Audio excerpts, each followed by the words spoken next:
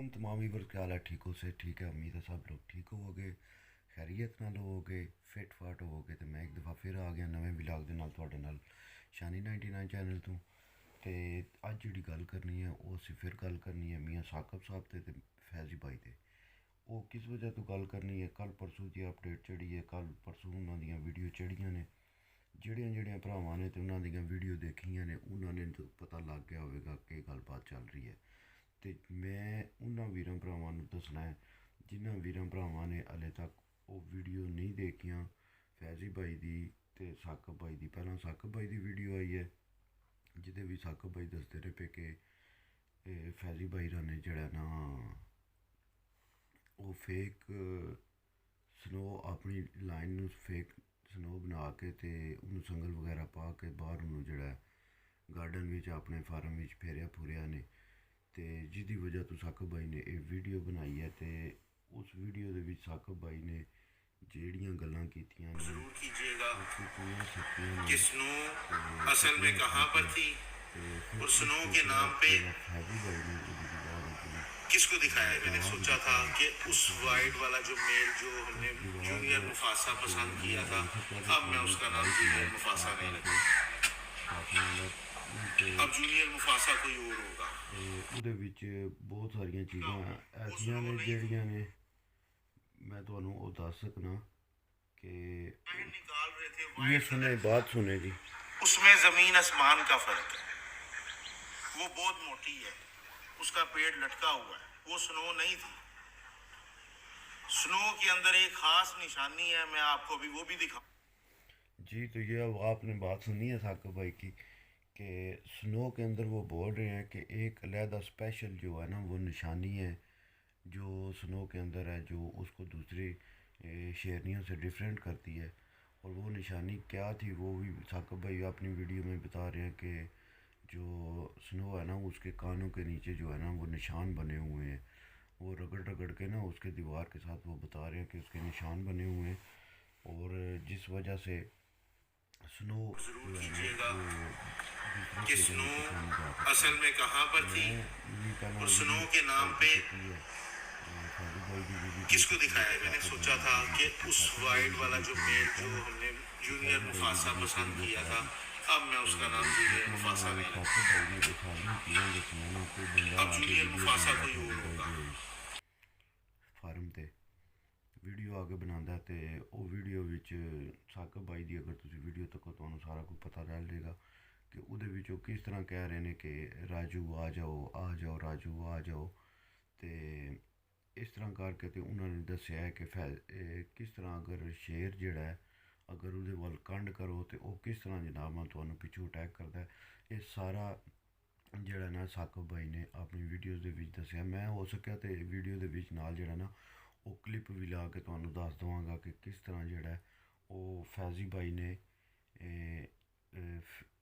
हुण साकब भाई के मूँह की गल है कि उन्होंने और मैं कुछ हद तक ठीक समझना कि साकब भाई ने गल ठीक की है कि स्नो का नाम लगा के ते उन्होंने अपनी लाइन जी है बाहर कढ़ के ते उसदी वीडियो बनाई, उसदे व्यूज़ आए, बहुत ज़्यादा व्यू आए, लोगों ने बहुत पसंद की।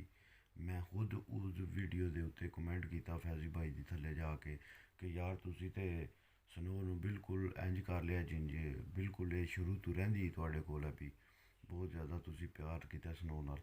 मगर वो बाद जिस टाइम वो गल खुली है तो पता चलिया कि वो तो भाई जी स्नो है ही नहीं सी, वो तो कोई और सी, वो तो स्नो नहीं सी। ते उहदे तो बाद होर चीज़ां जड़ियां ने साकब भाई ने उहदे विच दसियां ने कि साकब भाई के जोड़े जानवर ने वो साकब भाई ने सिर्फ अपने तो इलावा वो किसी नाल भी जड़ा ना वो टच नहीं किए। ठीक है, वो सिर्फ साकब भाई के नाल चाहिए। चैला हमें सेल कर दी थी, जमीन से भाई हलफ ले कि हमने को सुए मार मार के जानवर टेम नहीं किए। सर्कस वाला सुआ है भाई, ना मारे छिले हुए सारे उधर जगह जगह सुए मार मार के उनके निशान खुद कह रहा है इस उनकी शेरनी में देखा कोई निशान नहीं है, तेरी शेरनी में क्यों है निशान। सुए मारता भाई। तस्वीर का दोस्तों भी आपने एक रुख देखा है और दूसरा रुख देखना अभी बाकी है। हमने तुझे कहा था कि स्नो यहाँ बेच, स्नो मंडे के करीब थी, मुफासा मर चुका था, स्नो मंडे के करीब थी, जिसको तुम एक मुर्गी 1 किलो खाना रोजाना दे रहे हो और वो भी नहीं वो खा पाए, ब्रीड की लालच में। जी भी ਉਹ ਜਵਾਬ ਤੁਸੀਂ ਸੁਣੋਗੇ ਤੇ ਪਰੇਸ਼ਾਨ ਹੋ ਜਾਓਗੇ, ਤੁਸੀਂ ਆਹੋਗੇ ਯਾਰ ਇਹ ਕੀ ਚੱਲ ਰਿਹਾ, ਇਹ ਕੀ ਹੋ ਰਿਹਾ। ਤੇ ਉਹਦੇ ਵਿੱਚ ਫੈਜ਼ੀ ਭਾਈ ਨੇ ਨਾਲ ਜਿਤਨੇ ਆਪਣੇ ਵੀਡੀਓ ਬਣਾਉਣ ਵਾਲੇ ਨੇ ਯੂਟਿਊਬਰ ਨੇ, ਉਹਦੇ ਵਿੱਚ ਤੁਸੀਂ ਦੇਖ ਸਕਦੇ ਹੋ ਇੱਕ ਬੰਦਾ ਐਸਾ ਯੂਟਿਊਬਰ ਵੀ ਹੈ ਜਿਹੜਾ ਕਹਿ ਰਿਹਾ ਸੀ ਕਿ ਯੂਟਿਊਬ 'ਤੇ ਸਾਕਬ ਭਾਈ ਨੂੰ ਲਿਆਉਣੇ ਵਾਲੇ ਅਸੀਂ ਹਾਂ, ਕਿ ਯੂਟਿਊਬ ਸਾਕਬ ਭਾਈ ਨੂੰ ਚਲਾਉਣੇ ਦਾ ਹੀ ਨਹੀਂ ਸੀ ਪਤਾ। ਫਿਰ ਉਹਨਾਂ ਨੇ ਐਸੇ ਨਾਂ ਦਿੱਤੇ ਨੇ ਕਿ ਜਿਹੜੇ ਉਹਨਾਂ ਨੂੰ ਨਹੀਂ ਦੇਣੇ ਚਾਹੀਦੇ ਸਨ। ਸਾਕਬ ਭਾਈ ਨੇ ਹਾਲਾਂਕਿ ਐਸੀ ਕੋਈ ਗਿਰੀ ਗੱਲ ਨਹੀਂ ਕੀਤੀ, ਜਿਸ ਤਰ੍ਹਾਂ ਦੀਆਂ ਗੱਲਾਂ ਫੈਜ਼ੀ ਭਾਈ ਦੇ ਫਾਰਮ 'ਤੇ ਫੈਜ਼ੀ ਭਾਈ ਦੇ ਦੋਸਤਾਂ ਨੇ ਜਾਂ ਫੈਜ਼ੀ ਭਾਈ ਦੇ ਯਾਰਾਂ ਦੋਸਤਾਂ ਨੇ ਕੀਤੀਆਂ ਨੇ। ਮੈਂ ਇਸ ਚੀਜ਼ ਦੇ ਬਿਲਕੁਲ ਜਿਹੜਾ ਨਾ ਖਿਲਾਫ ਹਾਂ। ਮੈਂ ਇਸ ਚੀਜ਼ ਨੂੰ ਬਿਲਕੁਲ ਨਹੀਂ ਮੰਨਦਾ ਕਿ ਤੁਸੀਂ ਅਗਰ ਕਿਸੇ ਬੰਦੇ ਦੇ ਨਾਲ अच्छा कर दे हो जरूर कीजिएगा तो कि स्नो असल में कहाँ पर थी और स्नो के नाम पे किसको दिखाया। मैंने सोचा था कि उस वाइट वाला जो मेल जो हमने जूनियर मुफासा पसंद किया था, अब मैं उसका नाम जूनियर मुफासा नहीं, अब जूनियर मुफासा कोई और होगा। मेरे हिसाब नाल वो नहीं करने वालियां सन, ना ही करनियां चाहिए सन। वो कह रहे सन कि ਜਿਹੜਾ ਫੈਜ਼ੀ ਭਾਈ ਕਹਿ ਰਹੇ ਸਨ ਕਿ ਸਾਕਬ ਭਾਈ ਨੂੰ ਬੱਚੇ ਪਾਲਣੇ ਦਾ ਵੀ ਨਹੀਂ ਪਤਾ ਸੀ ਸ਼ੇਰਾਂ ਦਾ। ਉਹ ਸਾਡੇ ਕੋਲ ਸਾਰਾ ਕੁਝ ਸਿੱਖ ਕੇ ਗਏ ਨੇ, ਸਾਡੇ ਕੋਲ ਵੀ ਉਸ ਨੂੰ ਲੈ ਕੇ ਗਏ ਨੇ, ਸਨੋ ਦੀ ਮਾਂ ਵੀ ਸਾਡੇ ਕੋਲ ਹੈ। ਅਤੇ ਸਾਕਬ ਭਾਈ ਜਿਹੜਾ ਉਹ ਸਾਡੇ ਕੋਲ ਸਾਰਾ ਕੁਝ ਸਿੱਖ ਕੇ ਅਤੇ ਸਾਨੂੰ ਹੀ ਜਿਹੜਾ ਹੁਣ ਉਹ ਸਿਖਾ ਰਹੇ ਨੇ ਕਿ ਕਿਸ ਤਰ੍ਹਾਂ ਕਰਨਾ ਅਤੇ ਕਿਸ ਤਰ੍ਹਾਂ ਨਹੀਂ ਕਰਨਾ। ਫਿਰ ਉਹਦੇ ਤੋਂ ਬਾਅਦ ਫੈਜ਼ੀ ਭਾਈ ਦੱਸਦੇ ਸਨ ਪਏ ਕਿ ਸਾਕਬ ਭਾਈ ਨੇ ਜਿਹੜਾ ਉਹ ਜਿਹੜਾ ਹੱਥ ਦੇ ਵਿੱਚ ਉਹਨਾਂ ਦੇ ਵਿੱਚ ਹੁੰਦਾ ਹੈ, ਜਿਸ ਟਾਈਮ ਸ਼ੇਰਾਂ ਦੇ ਕੇਜ ਵਿੱਚ ਜਾਂਦੇ ਨੇ ਸਾਕਬ ਭਾਈ, ਅਤੇ ਉਹਨਾਂ ਦੇ ਹੱਥ ਵਿੱਚ ਇੱਕ ਚੁੰਝ ਜੀ ਵਾਲਾ ਲੋਹਾ ਜਿਹਾ ਬਣਿਆ ਹੁੰਦਾ, ਉਹ ਆਪਣੀ ਸਿਕਿਉਰਟੀ ਵਾਸਤੇ ਹੁੰਦਾ। ਸਾਰੇ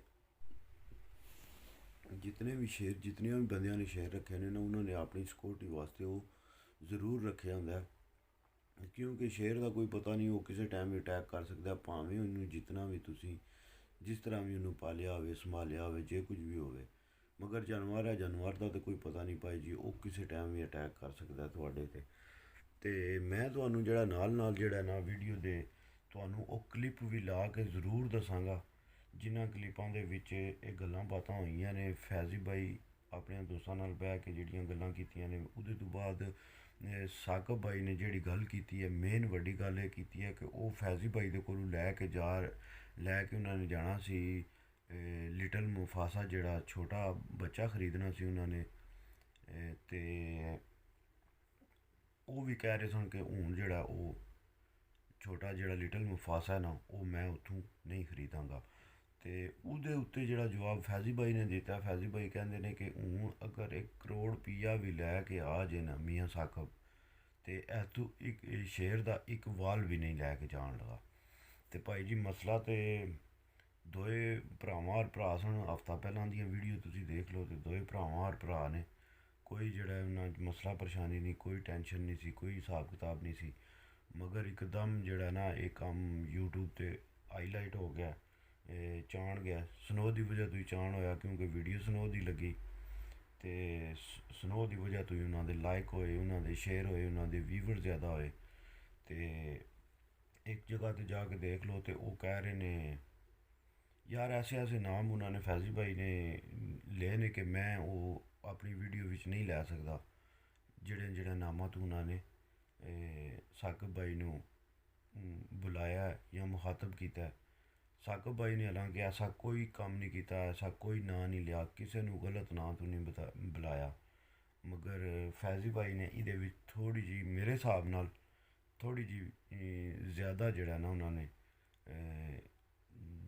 ਨਾਮ ਵਿਗਾੜ ਕੇ ਜਿਹੜਾ ਨਾ ਉਹਨਾਂ ਦਾ ਬੁਲਾਇਆ। ਅਤੇ ਸ਼ੌਕ ਹੈ, ਤੁਸੀਂ ਕੱਲ੍ਹ ਫਿਰ ਇਕੱਠੇ ਹੋਵੋਗੇ। ਸ਼ੌਕ ਕੋਈ ਵੀ ਹੈ, ਕਬੂਤਰਾਂ ਦਾ, ਮੁਰਗਿਆਂ ਦਾ, ਕੁੱਕੜਾਂ ਦਾ, ਸਾਰਾ ਹਿਸਾਬ ਕਿਤਾਬ ਹੁੰਦਾ। ਮਗਰ ਇੱਕ ਲੈਵਲ ਵਿੱਚ ਰਹਿ ਕੇ ਅਗਰ ਸ਼ੌਕ ਹੁੰਦਾ ਰਹੇ ਤਾਂ ਉਹ ਬਹੁਤ ਅੱਛਾ ਹੁੰਦਾ। ਅਤੇ ਇਨਸ਼ਾਅੱਲਾ ਮੈਂ ਕਲਿੱਪ ਲਾ ਕੇ ਤੁਹਾਨੂੰ ਨਾਲ ਕੋਸ਼ਿਸ਼ ਕਰਾਂਗਾ, ਕਲਿੱਪ ਲਾ ਕੇ ਤੁਹਾਨੂੰ ਦੱਸਾਂਗਾ ਨਾਲ ਕਿ ਕਿਸ ਤਰ੍ਹਾਂ ਜਿਹੜਾ ਉਹ ਸਾਰਾ ਮਾਮਲਾ ਚੱਲਿਆ, ਕਿਸ ਤਰ੍ਹਾਂ ਫੈਜ਼ੀ ਭਾਈ ਨੇ ਸਾਰੀ ਵੀਡੀਓ ਬਣਾਈ।